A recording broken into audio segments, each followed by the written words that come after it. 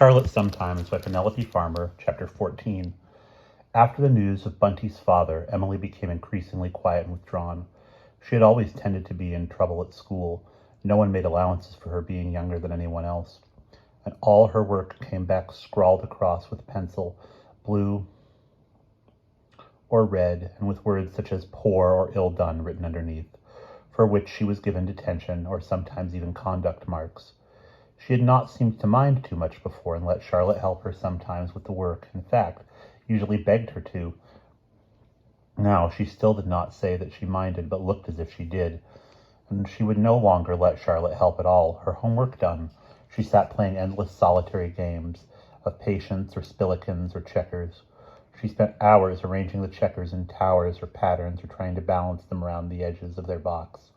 Once, when Miss Agnes did not come, she spent half the evening pulling the horsehairs out of the dining room chairs and arranging them in rows along the table, and the other half scraping dirt with her nails from around the little brass studs that held the leather down.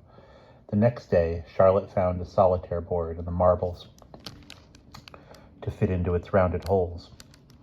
From then on, Emily played with that incessantly. She even took it up to bed with her, sat hunched over the board, moving one marble across another till it was time to put out the light.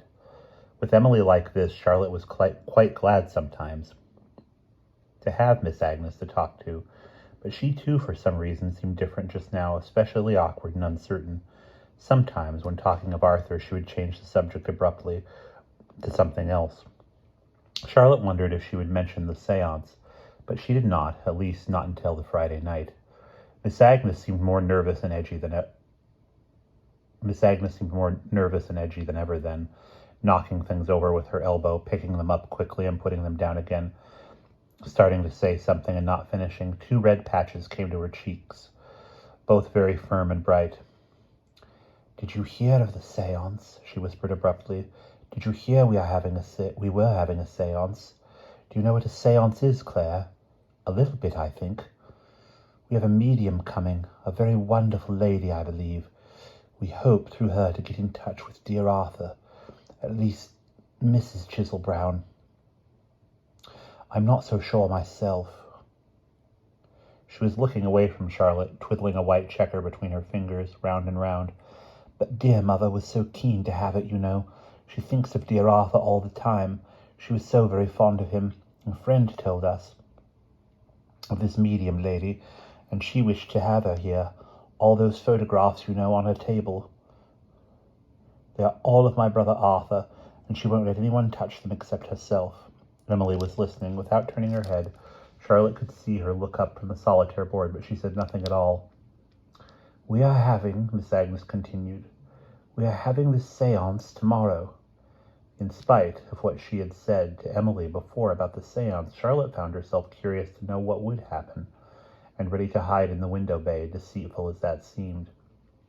She was curious about Arthur, having heard so much about him. She wanted to hear what he might say if he did say anything. She went to bed thinking of all she knew of him. So she dreamed about Arthur. Not for the first time. She dreamed she stood below the picture, the mark of the German beast, and there were soldiers all round her in red uniforms, stiff as toys but tall as men. There were dolls, too, like Miss Agnes's doll, tall as the soldiers, and when she looked down, she was wearing the same kind of clothes as they wore, with boots and a hat and a sash behind. She dreamed she heard a drum beating, and never knew afterwards whether this was a dream or real. Thrum, thrum, thrum, it went, reaching into all parts of her head. It might have come from inside her head, and she thought she heard someone laughing and someone else crying. Then, without seeming to move, she found herself standing beside a boy who beat the drum. Its gold and green stripes were bright. Its soft top vibrated. It sounded not only like a drum, but also like a roaring airplane, and it made the lights as well as the sounds, beams like searchlights dazzling at every stroke. She was begging the boy to stop. "Oh, please, Arthur, please. You'll wake everyone up. Papa will hear you. Oh, please." The boy wore bandages on his head under a cricketer's hat, and he laughed and went on beating the drum. "Why should I?" he asked, making the drum go thrum, roll like an airplane, the sound growing against her head, and she was Miss Agnes in a short humped skirt that the doll had worn, the feather of the doll's hat tickling on her cheek. She began crying bitterly, could not stop, and so at last woke up.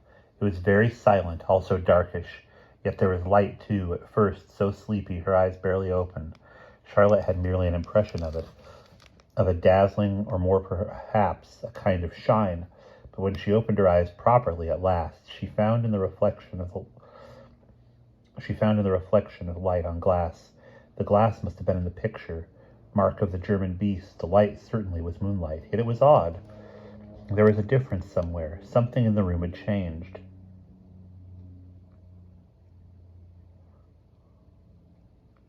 Charlotte lay quite still, with her eyes open, and sensed that, not knowing why, or by which sense, sight, smell, hearing.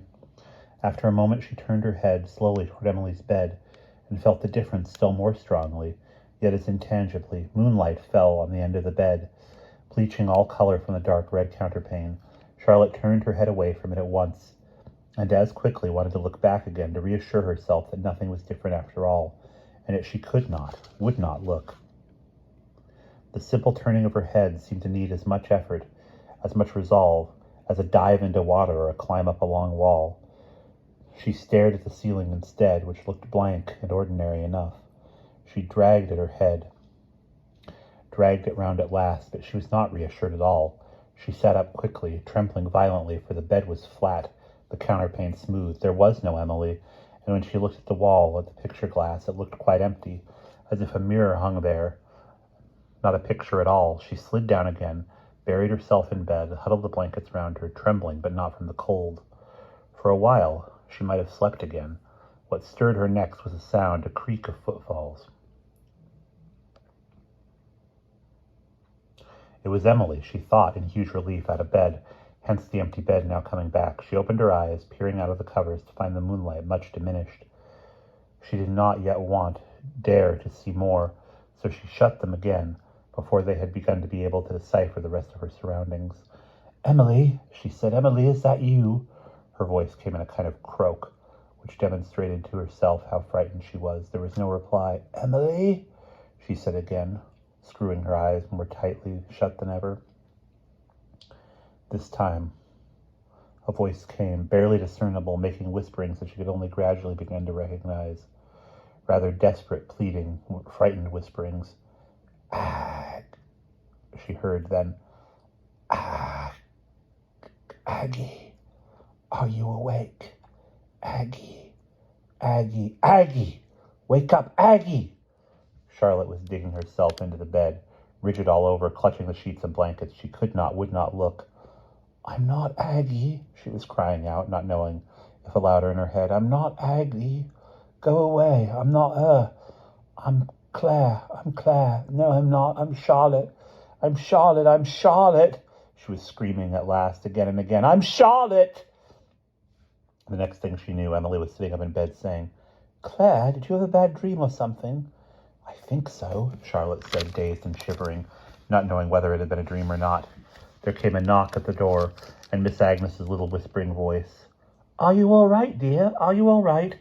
"I'm sorry, I just had a bad dream," Charlotte explained. She was still shivering all over and did not stop shivering till she fell asleep again.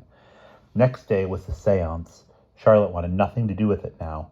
She was thinking such terrible thoughts, growing more frightened even than when she had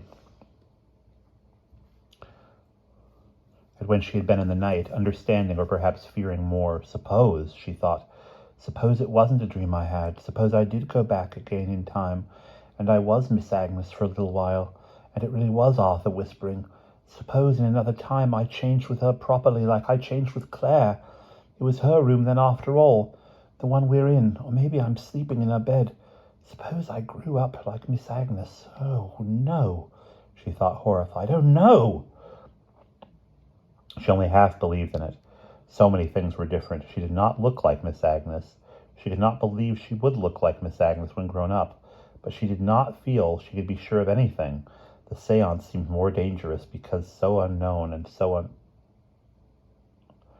The séance seemed the more dangerous because so unknown and so unknowable. And yet eventually, almost inevitably, she let Emily persuade her to hide in the window bay.